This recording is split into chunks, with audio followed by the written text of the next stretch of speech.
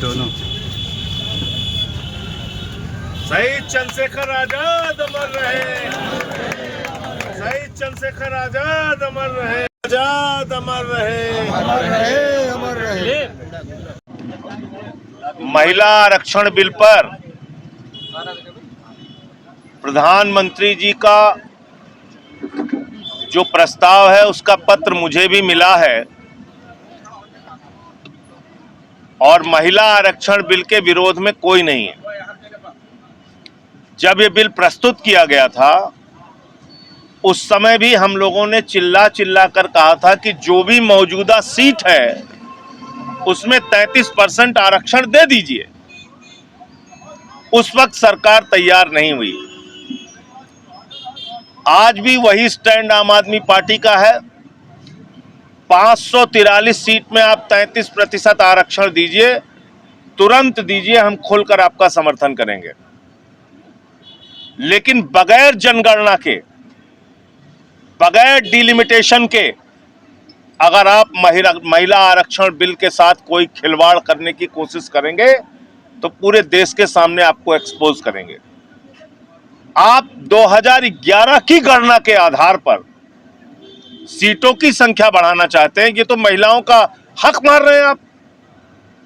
चुनाव होना है 2029 में, 2011 की गणना हुई है। 18 साल में जो देश के महिलाओं की संख्या बढ़ी उसके हिसाब से प्रतिनिधित्व कैसे तय होगा? तब तय होगा जब आप मौजूदा जनगणना कराएंगे। आज जनगणना कराइए। आज की जनगणना के मुताबिक जितनी सीटों की संख्या बढ़ती हो पूरे देश में उसमें 33% आरक्षण दीजिए। हम उसमें भी आपके साथ खड़े। मैं कह रहा हूं 33 की जगह आपको लगता है 35 देने की जरूरत है, 35 दीजिए, हम आपके साथ उसमें भी खड़े हैं। लेकिन 2011 की जनगणना पे आप नौटंकी करने जा रहे हैं सिर्फ इसलिए कि आपको बंगाल का और तमिलनाडु का चुनाव जीतना है। तो आपकी उस नौटंकी में हम साथ नहीं देंगे। 543 सीटों में 33% आरक्षण देना हो, आज दीजिए, हम उसका समर्थन करेंगे। फिर दोहरा रहा हूं, पूरे देश की विधानसभाओं में मौजूदा संख्या में 33% आरक्षण देना हो, हम आज समर्थन करेंगे।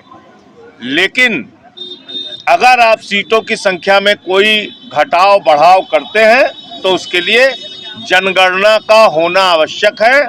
बिना उसके डिलिमिटेशन करना महिलाओं के साथ घोर विश्वासघात करने जा रही है भारतीय जनता पार्टी और मोदी की सरकार। ये मैं स्पष्ट करना चाहता हूँ। वर्तमान किस तरीके से देख रही है उत्तर प्रदेश का SIR अब आप देखिए, ज्यादा दूर मत जाइए। उत्तर प्रदेश में महिला और पुरुष का औसत क्या है? 52 पुरुष 48 महिला। ये उत्तर प्रदेश में महिला और पुरुष का रेशियो है। लेकिन जब आप मतदाता की सूची देखते हैं तो उसमें 55% पुरुष हैं और 45% महिलाएं हैं। तो 3% महिला कहां चली गई भैया? 3% पुरुष मतदाता सूची में बढ़ गए और 3% महिलाएं मतदाता सूची में कम हो गई। तो किन महिलाओं का आपने वोट काटा है भाई? जब औसत में 52 और 48 का औसत है, यानी 100 लोगों में 52 पुरुष है, 48 महिलाएं हैं, तो मतदाता सूची में भी तो वही दिखना चाहिए। 52% पुरुष 48% महिलाएं दिखनी चाहिए कि नहीं दिखनी चाहिए? चलो थोड़ा बहुत आगे पीछे हो जाए समझ में आता है। 3% महिलाएं कहां चली गई? वो कौन सी किस वर्ग की महिलाएं हैं जिनका आपने वोट काटा है? ये बताइए आप। नंबर 1। नंबर 2, जो कुछ लोग जश्न मना रहे हैं कि बीजेपी का वोट कट गया, बीजेपी का वोट कट गया, और ये कहने की कोशिश कर रहे हैं कि बीजेपी को इससे ज्यादा नुकसान हुआ। बिल्कुल गलतफहमी मत रहिएगा।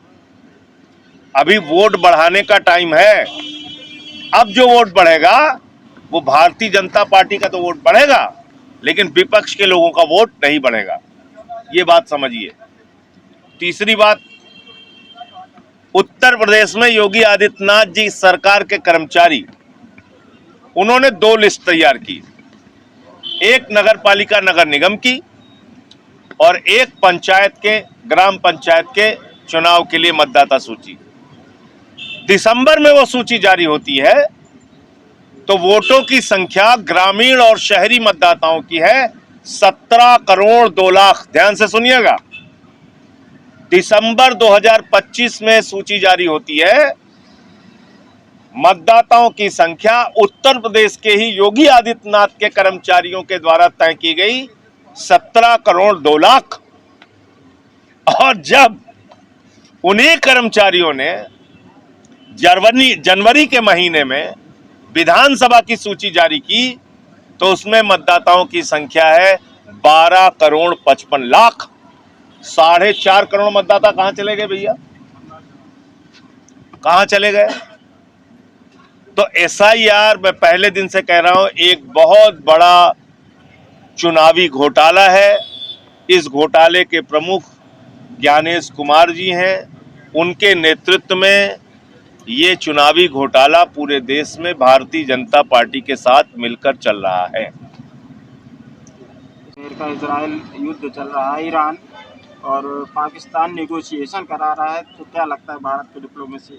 देखिए, हम राष्ट्रपिता महात्मा गांधी के देश हैं, हम महात्मा गौतम बुद्ध के देश हैं, हम बाबा गुरु नानक देव जी के देश हैं, हम संत कबीर जी के देश हैं।